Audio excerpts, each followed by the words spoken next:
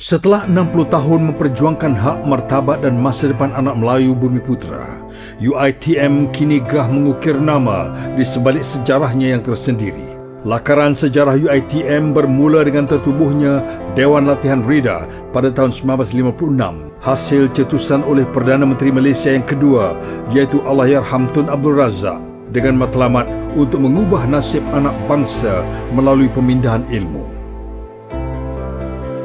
Memulakan pengajian pada bulan November 1956 dengan penawaran kursus-kursus profesional, Dewan Latihan Reda telah melangsungkan majlis convocation-nya yang pertama dengan menyaksikan seramai 50 orang graduan dianugerahkan sijil oleh Yang Amat Berhormat Tun Abdul Razak, Perdana Menteri Malaysia ketika itu.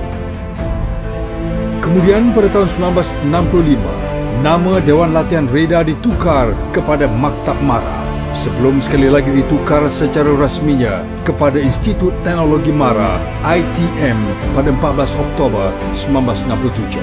Walau sering bertukar nama, namun fokus utama dalam memperkasa pembangunan profesionalisme bagi kaum Melayu dan Bumiputera sentiasa utuh diperjuangkan sebagai asas penubuhannya. Pembangunan ITM dalam tempoh 32 tahun keseluruhannya dilihat berkembang pesat dengan pertambahan penawaran pelbagai bidang kursus selaras dengan kemajuan dan peningkatan keperluan tenaga kerja pada masa itu. Walau sering bertukar nama, namun fokus utama dalam memperkasa pembangunan profesionalisme bagi kaum Melayu dan Bumiputera sentiasa utuh diperjuangkan sebagai asas penubuhannya.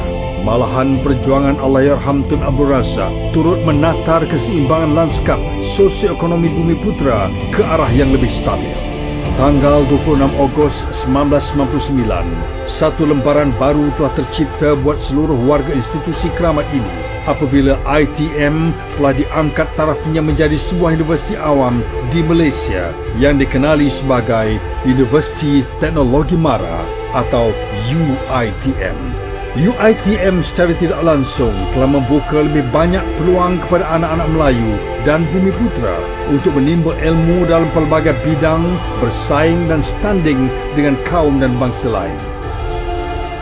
Kini, Universiti Teknologi Mara telah mengorak langkah dengan mencetus ledakan kejayaan bukan sahaja sebagai sebuah universiti yang terulung di Malaysia, bahkan terkenal di arena antarabangsa.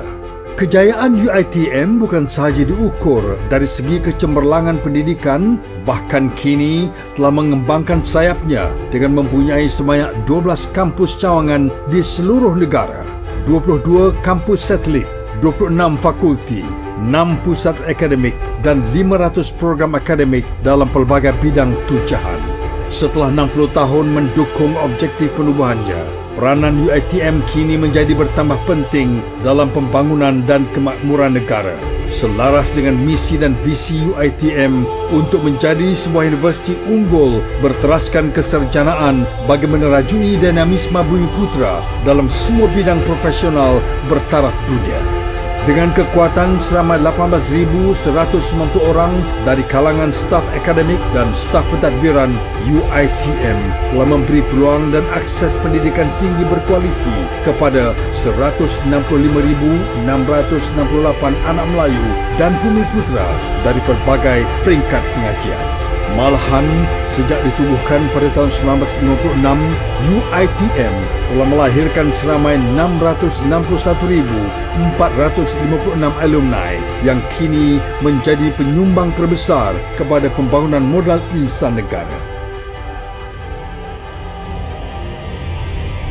Dengan segala perancangan dan agenda yang telah dirancang serta dilaksanakan, UiTM akan terus memperjuang masa depan anak bangsa dan menerajui kecemerlangan pendidikan tinggi negara agar standing universiti tersohor lain di dunia.